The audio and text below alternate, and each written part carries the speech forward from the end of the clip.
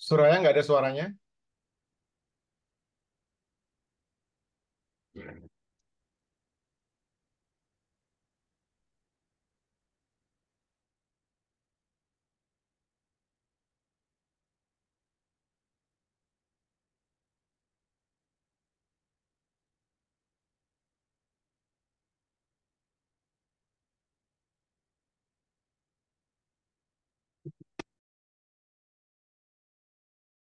Assalamualaikum warahmatullahi wabarakatuh, teman-teman dan Bapak Adi Aji. Kami dari kelompok 10 ingin mempresentasikan tentang penentuan harga faktor-faktor produksi. Next.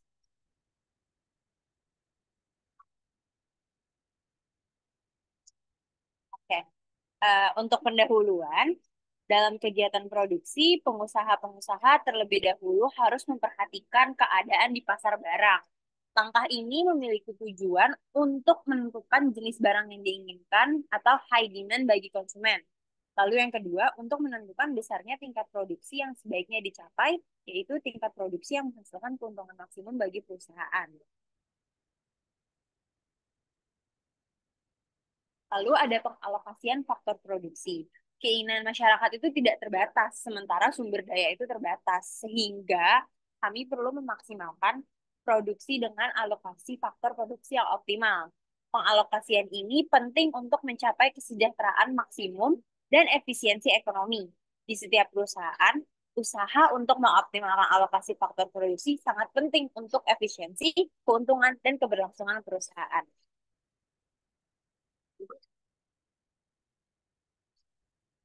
Lalu ada penentuan pendapatan dan distribusi pendapatan.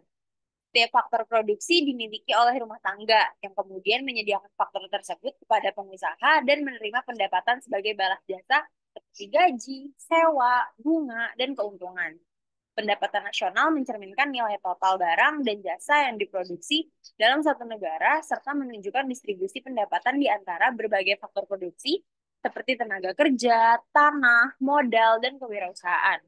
Hasil penjualan barang serta hasil penjualan barang setara dengan jumlah pendapatan yang diterima oleh semua faktor produksi yang digunakan.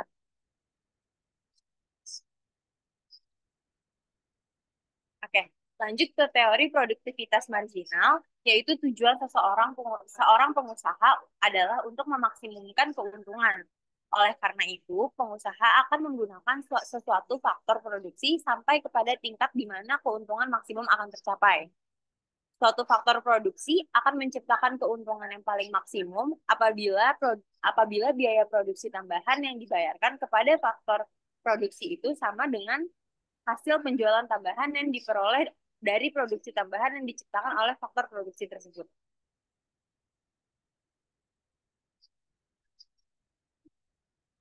Oke, lanjut. Ada permisalan dalam teori permintaan terhadap faktor produksi.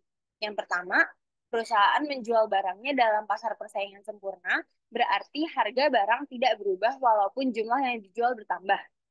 Yang kedua, hanya satu saja faktor produksi yang jumlah penggunaannya dapat diubah-ubah, misalnya tenaga kerja. Lalu yang ketiga, perusahaan membeli faktor produksi yang dapat mengalami perubahan faktor tersebut dalam pasar faktor produksi yang bersifat persaingan sempurna.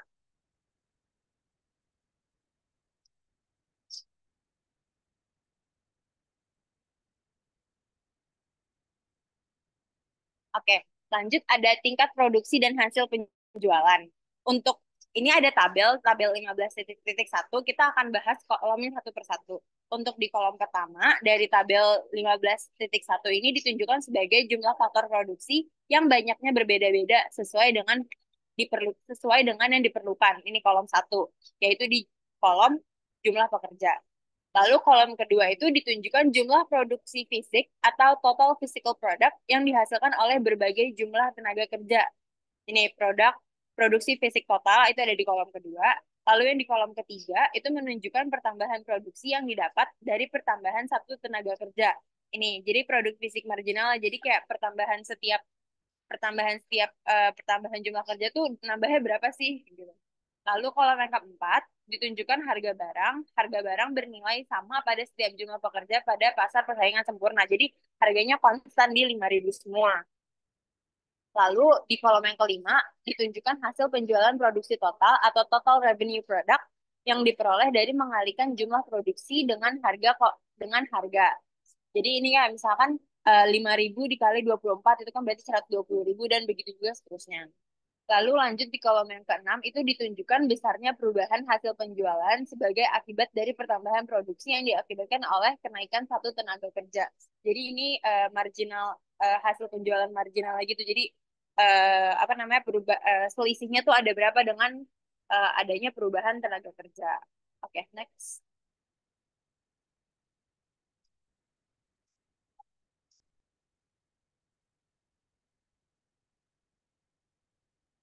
Oke, di sini ada kurva dari TPP, MPP, dan MRP. TPP, MPP, dan MRP itu ada yang di tabel yang sebelumnya sudah kita bahas. Jadi di gambar 15.1 ini ditunjukkan kurva produksi fisik total atau TPP yang biasa disebut dengan fungsi produksi. Ini yang ini ada yang TPP, bentuknya seperti ini. Lalu ada kurva produksi fisik marginal, bentuknya yang ini dan kurva hasil penjualan produksi marginal. Perhatikan pada kurva kenaikannya semakin lama semakin kurang menanjak. Jadi kayak makin lama tuh agak mulai melandai gitu kan. Nah, hal itu berarti penambahan tenaga kerja yang terus-menerus akan menambah produksi, tetapi pertumbuhannya makin lama makin sedikit. Jadi walaupun pekerjaannya makin banyak, bukan berarti pergerakannya tuh gini terus, tapi lama-lama bisa kayak mulai stabil aja gitu. Akan dilanjutkan oleh teman saya. Oke, di sini aku bakal ngelanjutin. Jadi jumlah faktor produksi yang digunakan. Jadi seorang produsen itu maksimalkan keuntungan dengan memproduksi hingga hasil penjualan marginalnya atau garis MRP ini itu sama dengan harga faktor produksinya. Misalnya kalau harga faktor produksinya 30.000 dan hasil penjualan marginal untuk 7 pekerja juga 30.000, maka keuntungan maksimum dicapai dengan menggunakan 7 pekerja. Jadi maksudnya gimana? Jadi di sini tuh ada 30 ribu. Dan nanti dia bakalan ketemu di MRP-nya ini di jumlah pekerja 7. Nah, kurva W yang juga disebut kurva biaya marginal faktor atau MKF ini mewakili kurva penawaran tenaga kerja, sedangkan kurva MRP mewakili kurva permintaan faktor produksi. Titik optimal penggunaan faktor produksi ditentukan oleh perpolongan kurva W dengan kurva MRP, yaitu titik E. Nah, untuk titik A, B, atau C ini, itu kalau misalnya harga faktor produksi itu berubah. Jadi kalau misalnya harga faktor produksinya mendekati 60.000 ini, dia bakalan jumlah faktor produksinya yaitu pekerja dalam hal itu hanya 5. Terus kalau 40 dia bakalan 6 doang. Kalau 30 dia 7 dan kalau 15 ini dia 8. Kurang lebih kayak gitu. Kemudian untuk persaingan tidak sempurna dan permintaan faktor produksi. Selanjutnya bakal dilihat nih apakah bila pasar barang adalah pasar persaingan tidak sempurna. Karena tadi kan kita pakainya pasar persaingan sempurna. Dalam persaingan pasar barang tidak sempurna, harga akan semakin rendah pada tingkat produksi atau penjualan yang semakin tinggi. Harga yang semakin rendah ini menyebabkan hasil penjualan total dan hasil penjualan marginal pada setiap tingkat penggunaan tenaga kerja lebih rendah dari yang terdapat dalam pasar persaingan sempurna. Jadi bedanya itu kalau dalam tabel ini, yang beda itu dia harga barang. Jadi semakin banyak barang yang diproduksi ini, dia bakalan lebih murah. Jadi nanti ngaruhnya ke yang TRP-nya dan juga MRP-nya. Dia bakalan lebih sedikit juga daripada yang pasar persaingan sempurna. Jadi di grafiknya bakal lebih kelihatan. Nah ini, grafik permintaan faktor. Jadi kalau di gambar 15.3 ini, perbandingan penentuan penggunaan tenaga kerja apabila pasar barang adalah persaingan sempurna. Jadi yang lurus ini persaingan sempurna, dengan pasar barang adalah dengan pasar barang persaingan tidak sempurna. Nah, ini yang tidak sempurna itu yang agak melengkung di sini. Pak MRP terletak yang tidak sempurna ini terletak di sebelah kiri yang sempurna. Keadaan ini akan selalu berlaku, yaitu kurva hasil penjualan produksi marginal di dalam pasar persaingan tidak sempurna akan selalu di kiri yang sempurna. Karena ini disebabkan karena pada tingkat penggunaan tenaga kerja yang lebih tinggi, jadi yang kayak yang bilang tadi harganya, jadi tenaga kerja lebih tinggi, produksi barangnya semakin banyak, jadi harga barangnya jadi lebih murah. Kayak gitu. Kemudian untuk sifat permintaan terhadap faktor produksi ada permintaan terkait plus bentuk kurva permintaan faktor produksi. Permintaan terkait. Jadi maksudnya kalau misalnya permintaan seorang pengusaha atas faktor produksi ini dipengaruhi oleh pengusahanya itu untuk memperoleh keuntungan. Jadi beda kayak Kalau kita permintaan terhadap barang suatu konsumen itu untuk memenuhi keinginan, kalau ini untuk memperoleh keuntungan. Banyaknya faktor produksi yang akan digunakan pengusaha tergantung pada keuntungan yang mungkin didapat. Karena permintaan pengusaha atas suatu faktor produksi bukan oleh kemampuan faktor produksi itu untuk menghasilkan barang yang dijual pengusaha untuk mendapatkan keuntungan, maka permintaan faktor-faktor produksi tersebut dinamakan permintaan terkait. Jadi dia saling terkait gitu. Jadi tergantung kayak faktor produksinya tuh bisa ngasilin berapa barang supaya si pengusaha itu dapat untung. Kemudian yang kedua, untuk kurva permintaan faktor produksi. Kurva permintaan faktor produksi itu bersifat menurun dari kiri atas ke kanan bawah. Jadi kurang lebih permintaan faktor produksi itu sama kayak permintaan konsumen terhadap barang. Jadi dari kiri atas ke kanan bawah. Dan permintaan atas suatu faktor produksi itu disebabkan oleh tiga faktor berikut. Jadi ada hubungan yang berkebalikan antara harga faktor produksi dan permintaan barang, sifat substitusi di antara satu faktor produksi dengan faktor produksi lainnya, dan hukum hasil lebih yang semakin berkurang. Oke, next. Nah, di sini ada elastisitas permintaan faktor produksi. Elastisitas faktor permintaan produksi yaitu suatu perubahan harga faktor produksi akan menimbulkan akibat yang berlainan atas perubahan jumlah berbagai faktor produksi yang digunakan. Ada yang berubahnya besar dan juga yang berubahnya sedikit.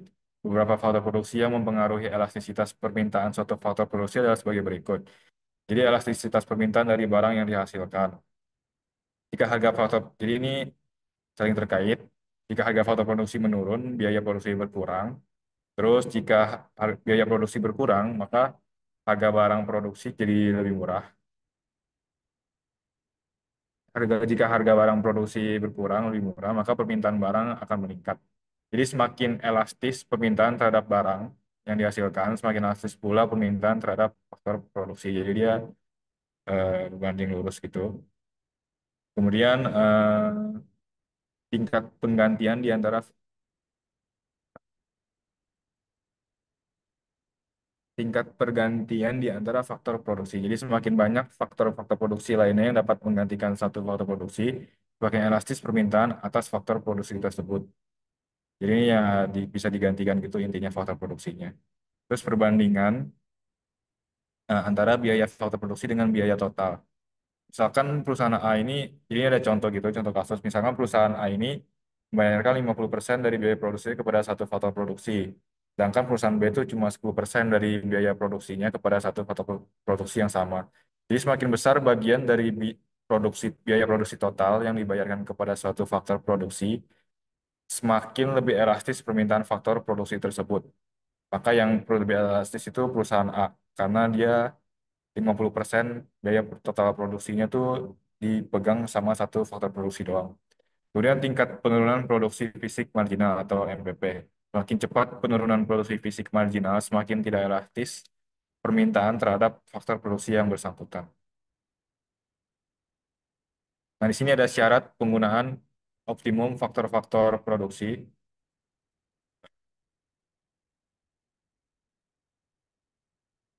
Nah, dalam menentukan penggunaan optimum dari faktor-faktor produksi yang tersedia, terdapat dua persoalan yang dapat dianalisis, yaitu untuk mencapai suatu tingkat produksi tertentu, bagaimanakah caranya meminimumkan biaya, dan bagaimanakah maksimumkan produksi dengan menggunakan sejumlah biaya tertentu.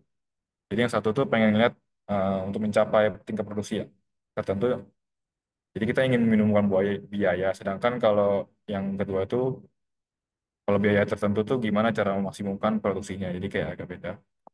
Jadi yang A ini, gabungan faktor produksi yang meminimumkan biaya. Misalkan digunakan dua faktor produksi suatu perusahaan yaitu modal dan tenaga kerja. Produksi fisik marginal dari modal adalah MPP dan tenaga kerja adalah MPPL. Kemudian untuk menunjukkan syarat meminimumkan biaya, ada dua keadaan yaitu yang keadaan yang pertama tuh harga tenaga kerja dan modal tuh sama, sama-sama 10.000. Sedangkan yang kedua nih harga tenaga kerja dan modal tuh berbeda. Jadi untuk meminimumkan biaya, kalau harga faktornya sama itu, harga faktor produksinya sama, masing-masing faktor produksi itu harus digunakan sehingga mencapai tingkat di mana MPP, ya di sini kan kasusnya modal sama tenaga kerja, jadi MPPC-nya harus sama dengan MPPL. Misalkan kalau misalnya MPPC-nya lebih besar dari MPPL, maka modalnya tuh harus lebih banyak lagi digunakan. Dan kalau misalnya MPPL-nya yang lebih besar, tenaga kerjanya yang harus lebih banyak lagi. Pokoknya dia mesti sama dengan, sampai sama dengan. Kemudian syarat untuk kasus harga faktor yang berbeda, penggunaan faktor-faktor produksi akan membingungkan biaya apabila setiap rupiah yang dibayarkan kepada faktor produksi menghasilkan produk marginal yang sama besarnya. Jadi intinya kita pengen lihat perbandingannya antara MPPC dan dengan PC. Jadi kayak yang di sini MPP per rupiah dari modal, MPPC per PC, di mana PC itu harga per unit modal dan PL itu harga per unit tenaga kerja.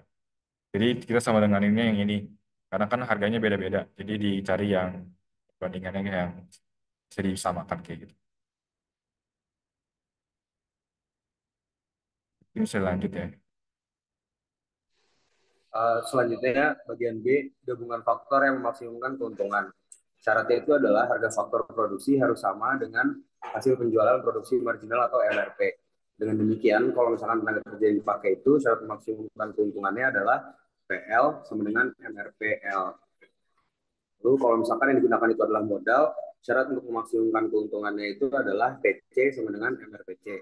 Nah, dari kedua persamaan yang di atas tadi ini dapat disimpulkan untuk dapat memaksimumkan keuntungan haruslah memenuhi MPPC per PC sama dengan MPPL per PL sama dengan 1.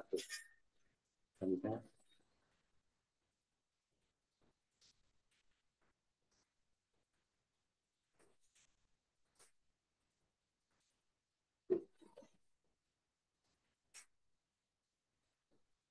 boleh dong di next. Uh, Selanjutnya ada keterkaitan ilmu aktuaria dengan penentuan harga faktor produksi. Ilmu aktuaria ini biasa dikenal dalam konteks asuransi maupun keuangan. Namun, bidang ilmu aktuaria ini sendiri juga sangat relevan dalam membantu perusahaan untuk menentukan harga faktor produksi dengan mempertimbangkan risiko-risiko yang terkait.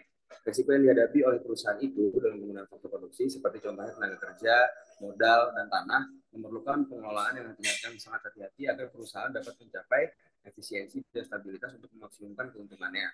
Yang pertama ada risiko tenaga kerja. Risiko tenaga kerja ini mencakup cedera kerja, ketidakhadiran, dan penurunan produktivitas yang dapat menyebabkan kerugian finansial bagi perusahaan.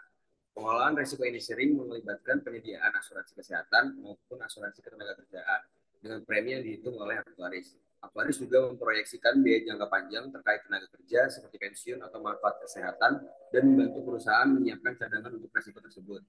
Selanjutnya ada risiko modal. Risiko modal ini melibatkan kerusakan atau penurunan efisiensi aset fisik serta fluktuasi nilai aset finansial akibat kondisi pasar. Aktuaris menggunakan model kuantitatif untuk memprediksi masa pakai aset dan potensi kerugian finansial, membantu perusahaan menyiapkan cadangan modal dan mengatur portofolio investasi guna meminimalkan risiko. Dan selanjutnya ada risiko tanah yang mencakup perubahan lingkungan dan regulasi yang dapat mengurangi nilai tanah atau menyebabkan kerugian bagi pemilik. Fungsi aktuaris adalah untuk menganalisis risiko jangka panjang terkait perubahan dan memodelkan berbagai skenario untuk membantu pemilik tanah membuat investasi yang memaksimalkan keuntungannya. Selanjutnya, analisis risiko dan keputusan bisnis. Penentuan harga yang optimal. Apa sih penentuan harga yang optimal? Penentuan harga yang optimal itu maksudnya adalah penentuan harga faktor produksi yang optimal yang dapat memastikan efisiensi produksi dengan mempertimbangkan produktivitas marginal dan risiko terkait. Perusahaan perlu memperhitungkan biaya perawatan, risiko kerusakan, dan masa pakai aset saat berinvestasi dalam modal fisik. Di sini adalah fungsi aktuaris untuk membantu menghitung biaya atau investasi untuk menentukan harga optimal aset tersebut. Lalu selanjutnya ada analisis risiko kuantitatif. Aktuaris menggunakan teknik statistik dan model kuantitatif seperti contohnya simulasi Monte Carlo untuk menganalisis risiko terkait penggunaan faktor produksi. Metode ini memodelkan berbagai skenario harga di masa depan, membantu perusahaan mempersiapkan diri menghadapi risiko yang tidak diduga. Simulasi ini juga memungkinkan perusahaan mengidentifikasi batas risiko yang dapat dia terima, sehingga dapat menghindari keputusan yang berpotensi menyebabkan kerugian.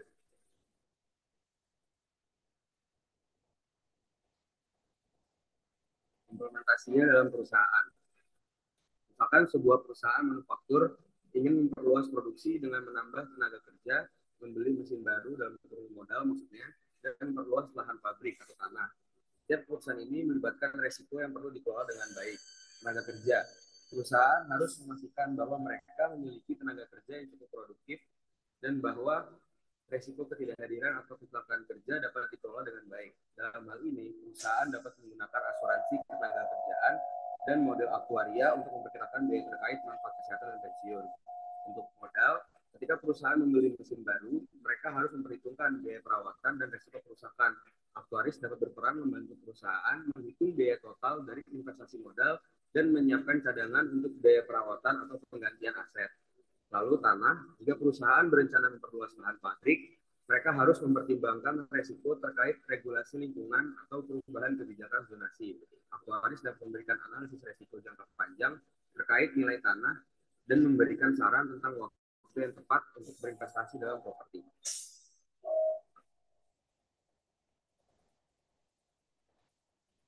Boleh. Ini adalah contoh soal yang kami buat, yang kami berikan. Data di bawah ini menunjukkan produksi fisik marginal atau MPP yang diciptakan oleh tiap-tiap pekerja dalam suatu perusahaan. Dapat dilihat untuk tenaga kerja 1 orang, MPP unitnya ada 70, tenaga kerja 2 orang 60, dan seterusnya. Bagian A, hitunglah produksi total yang dicapai perusahaan tersebut pada berbagai jumlah tenaga kerja yang digunakan. Yang B, perusahaan berada di pasar persaingan sempurna dan harga barang adalah Rp1.000. Hitunglah hasil penjualan produksi total atau TRP dan hasil penjualan produksi marginal. Lalu yang C, apabila upah tenaga kerja atau W adalah 20.000, berapakah jumlah tenaga kerja yang akan digunakan untuk memaksimumkan keuntungannya? Itulah hasil penjualan produksi total dan jumlah upah yang dibayarkan pada tingkat tersebut dan berapa keuntungan maksimum yang dapat diperolehnya. Gambarkan keadaan keseimbangan permintaan dan penawaran tenaga kerja yang dicapai perusahaan tersebut. Boleh lanjut? Untuk solusi yang A dan B, kita miliki di soal adalah tenaga kerja dan juga produksi fisik marginal, yaitu kolom pertama dan kolom ketiga. Selanjutnya kita dapat menghitung produksi fisik total, yaitu yang ada di kolom kedua, dengan menjumlahkan nilai dari MPP dengan MPP pada titik N dan ditambah MPP pada titik N-1. Untuk produksi fisik total di tenaga kerja 1 orang ada 70, di 2 orang ada 70 ditambah 60 130, di tenaga kerja 3 orang dapat ditambah dari TPP ketika tenaga kerja sama dengan 2 ditambah dengan produksi fisik marginal pada tenaga kerja sama dengan 3, yaitu 130 tambah 50 jadi 180, dan untuk ketika tenaga kerjanya 4 orang dapat menambahkan 180 ditambah 40 yaitu 220 dan seterusnya. Lalu kita miliki bahwa harga barang yaitu Rp1.000 untuk setiap barangnya. Sehingga kita bisa mendapatkan harga penjualan produksi total, yaitu dengan cara mengalihkan TPP dengan harga barang, yang kita dapat 70.000, 130.000, 180.000, dan seterusnya. Lalu untuk hasil penjualan produksi marginal dalam Rp1.000, kita dapat kalikan dari MPP dengan harga barang, yaitu 70, 60, 50, 40, dan seterusnya. Boleh dilanjut? Nah, selanjutnya untuk mencari titik keseimbangannya, jumlah tenaga kerja untuk memaksimumkan keuntungan ini didapat ketika MRP sama dengan W, yaitu W adalah harga upah tenaga kerja tersebut. Yaitu ketika jumlah tenaga kerja adalah 6 orang.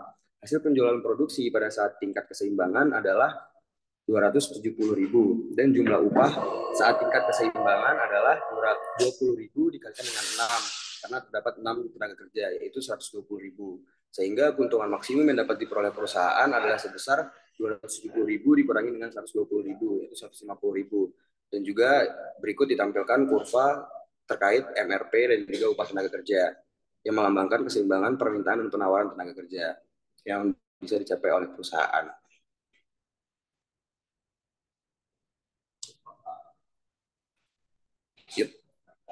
Sekian dari kelompok kami, kurang lebihnya mohon maaf. Terima kasih Pak Ardi dan teman-teman sudah mendengarkan. Wassalamualaikum warahmatullahi wabarakatuh.